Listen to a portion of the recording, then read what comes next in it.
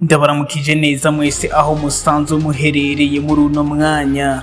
Amakuru adasanzwe, amakuru yasize benshi bifashe ku munwa, amakuru yasize benshi batangaye ndetse benshi badamwe.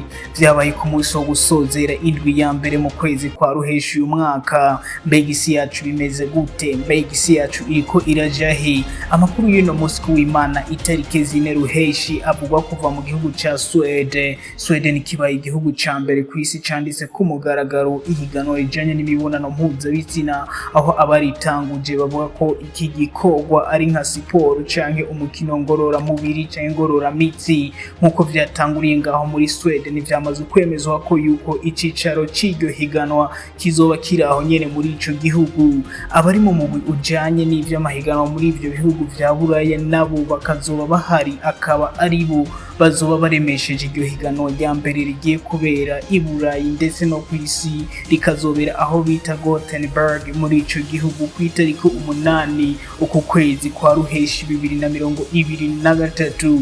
Aya mahiganwa akazokorwa arongowe n'ishirahamwe ry'imibonano mpuzabitsina ryo muri Sweden mu gihe c'indwi zitandatu, mu gihe abazoba yitabiriye ayo mahiganwa bakazoba bariko bakora ako kabi kabishe.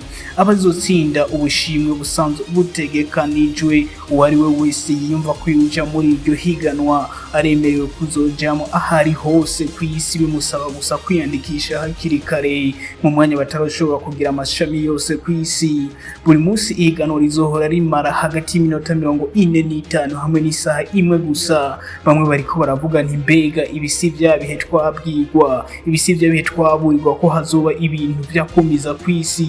Ibaze nabo nkuko nanje ndiko ndavyibaza, uramvye azobona vyinshi. Mwari kumwe na nje Hambo Emmanuel Kimashine. Aya makuru tuyakeshe ikinyamakuru citwa Sweden Local Media cyo muri Sweden. Murashobora kudukurikirana kuri YouTube channel mwanditse Hambo Emmanuel, mushobora kuhungukira vyinshi ndetse n'ivyo mutari muzi.